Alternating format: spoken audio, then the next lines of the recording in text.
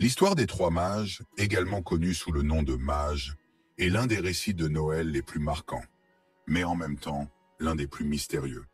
Les mages, connus pour leur voyage à la recherche de l'enfant Jésus, ont fait l'objet de fascination et de débats au fil des siècles. Cependant, une grande partie de ce que nous savons à leur sujet vient de la tradition et des interprétations ultérieures, car la Bible ne nous donne pas de détails clairs sur leur identité ni sur le nombre exact de mages qui ont fait le voyage. L'histoire est l'une des plus emblématiques de Noël, et le chapitre 2 de l'évangile de Matthieu est principalement responsable de ce récit. La première question qui se pose est: qui étaient réellement les magiciens? Le terme « magicien » dans le contexte biblique est quelque peu ambigu. À l'origine, le terme grec « mage » était utilisé pour désigner les prêtres de la Perse antique, érudits en astronomie et en astrologie, qui possédaient des connaissances ésotériques. On ne sait pas avec certitude si les mages qui ont rendu visite à Jésus étaient en fait des prêtres persans ou s'il s'agissait simplement de sages d'autres régions. Mais la tradition chrétienne leur a donné des noms et les a associés à diverses parties du monde.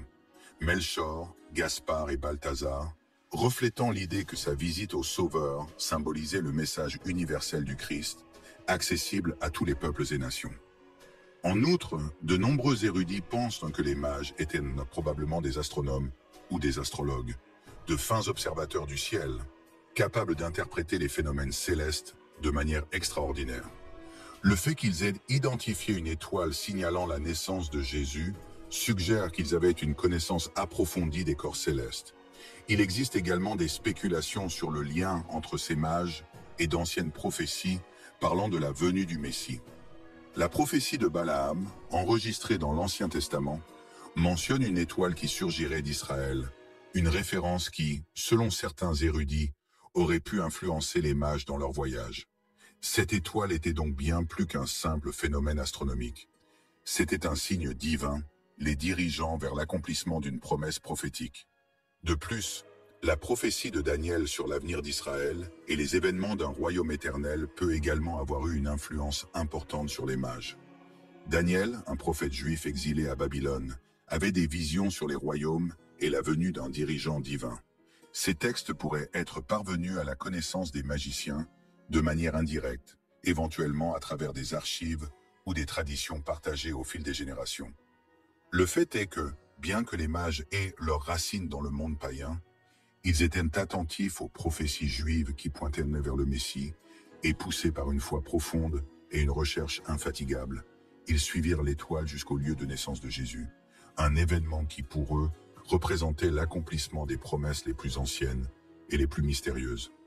Un aspect notable du voyage des magiciens est leur volonté de suivre l'étoile, même sans savoir exactement où elle les mènerait.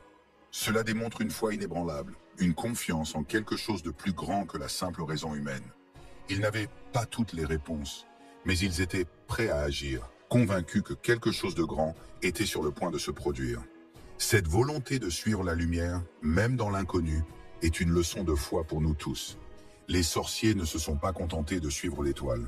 Ils l'ont suivie jusqu'au bout, un voyage long, dangereux et incertain, mais récompensé par la vision du Sauveur. Le mystère entourant l'étoile qui guidait les mages est également significatif. Ce n'était pas une star ordinaire.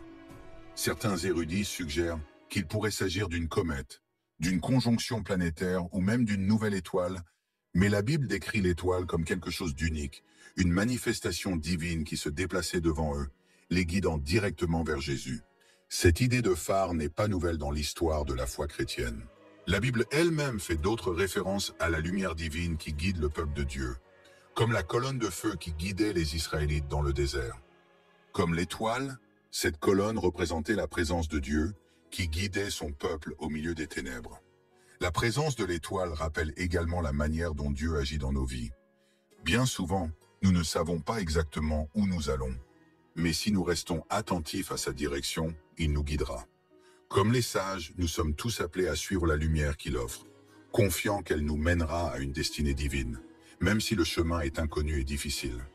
Le voyage des sorciers n'était pas seulement une recherche de réponse, mais aussi une recherche de sens, quelque chose de bien plus profond qu'une simple visite au roi nouveau-né.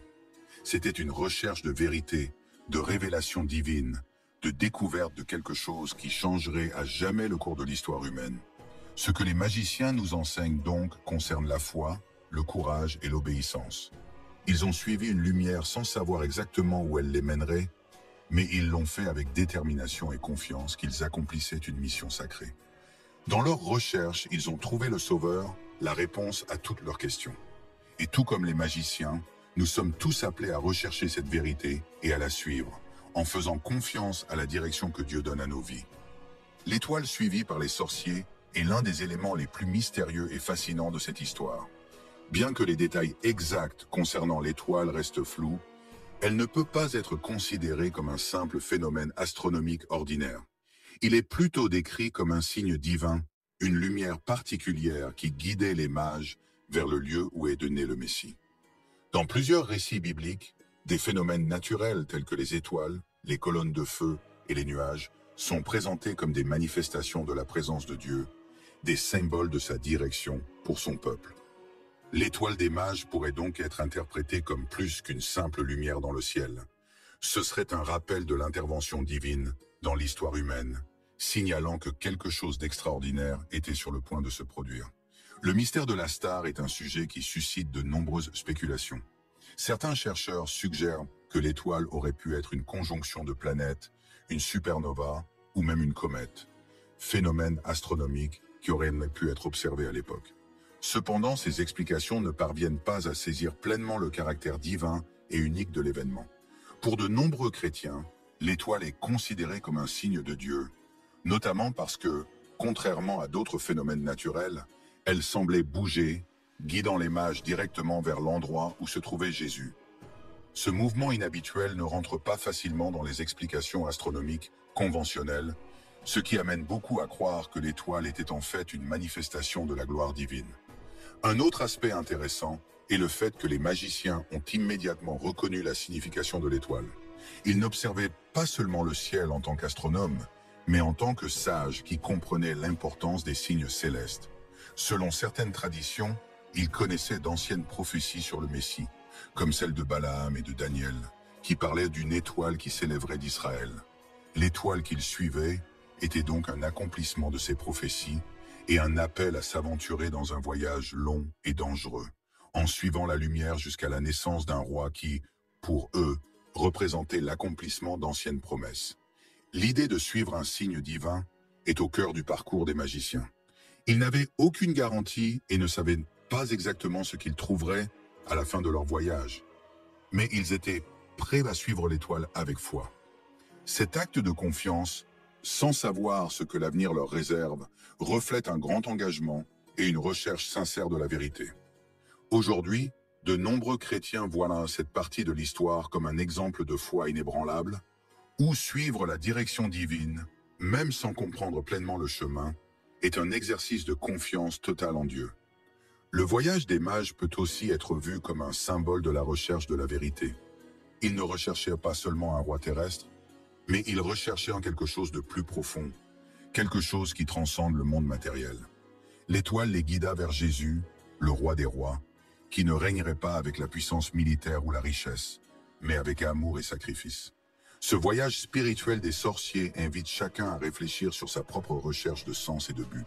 Tout comme les mages suivaient dans l'étoile, nous sommes nous aussi appelés à suivre la lumière de la vérité divine qui, pour les chrétiens, est Jésus-Christ. Par ailleurs, le fait que l'étoile soit un phénomène visible par les magiciens, mais pas par tout le monde, soulève également des questions sur la révélation divine. Même si l'étoile était un signe clair pour les sages, elle n'était pas perçue de la même manière par les autres habitants de Jérusalem, ni par les dirigeants religieux de l'époque. Cela peut être interprété comme un rappel que la révélation divine n'est pas toujours immédiatement ou clairement accessible à tous. Parfois, il faut un cœur ouvert et une recherche sincère pour remarquer les signes de Dieu.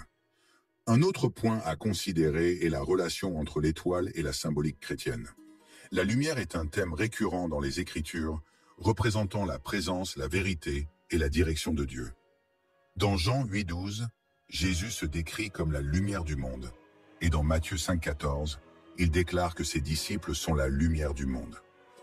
L'étoile des mages, qui a guidé les mages vers le Sauveur, peut être considérée comme un précurseur de la lumière que Jésus apporte au monde illuminant les chemins du salut. Ainsi, le mystère de l'étoile dépasse un simple événement astronomique. C'est un symbole profond de la présence et de l'action de Dieu dans le monde.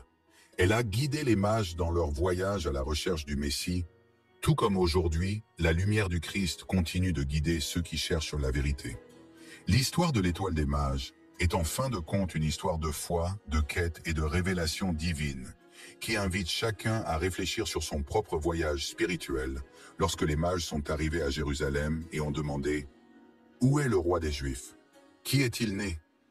Règne le tumulte qu'ils provoquèrent fut immédiat. La ville entière était en ébullition, et le roi Hérode lui-même, qui dirigeait la Judée sous la domination romaine, se sentait menacé. Les mages, sages venus de pays lointains, non seulement recherchèrent le roi, mais étaient certains que l'arrivée du Messie, le Sauveur promis, avait été annoncée par des signes célestes. Son voyage n'était pas une simple recherche d'un roi terrestre, mais une mission divine. Ils avaient suivi une étoile, phénomène inexplicable aux yeux humains, qui les avait conduits à Jérusalem, où ils étaient sur le point de rencontrer quelque chose au-delà de toute attente terrestre. Hérode, en apprenant la visite des mages, devint agité. La dernière chose qu'il souhaitait était l'avènement d'un autre roi qui menacerait son emprise sur le trône. L'Empire romain, sous lequel il régnait, ne tolérait aucun rival, et Hérode, avec son cœur obstiné et son égoïsme, craignait de perdre sa position. Il convoqua les sages juifs pour savoir où naîtrait le Messie, et découvrit que, selon les prophéties, le Sauveur viendrait de Bethléem. Bien qu'Hérode ait tenté de dissimuler ses intentions sous une façade de curiosité religieuse, son cœur était rempli d'intrigues et les violences. Il a dit aux sorciers de revenir vers lui avec l'emplacement exact du garçon afin qu'il puisse également aller l'adorer. Mais en vérité, ses plans étaient bien plus sinistres. La motivation des magiciens, en revanche, était loin de toute ambition politique ou intérêt terrestre. Ils étaient guidés par quelque chose qui transcendait la simple curiosité humaine. Ils étaient guidés par une vision divine, une étoile qui était pour eux le signe de l'accomplissement des promesses de Dieu. Ils ne savaient pas exactement ce qui les attendait, mais ils suivirent avec une foi pure une direction donnée par Dieu qui les conduisit à la naissance du Sauveur. Lorsqu'ils arrivèrent à Jérusalem, leur question ne concernait pas seulement la recherche d'un roi. Il s'agissait d'un Messie, le Rédempteur promis, dont la venue était annoncée depuis l'Antiquité et qui allait modifier le cours de l'histoire. La visite des mages à l'enfant Jésus a été un moment de profonde révélation, non seulement pour les mages eux-mêmes, mais pour le peuple d'Israël lui-même et pour le monde entier.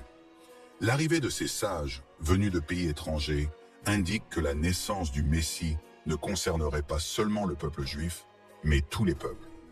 L'étoile, avec sa lumière divine, guidait les mages non seulement vers le lieu physique où se trouvait Jésus, mais aussi vers une compréhension plus profonde de l'énormité de l'événement dont ils étaient témoins.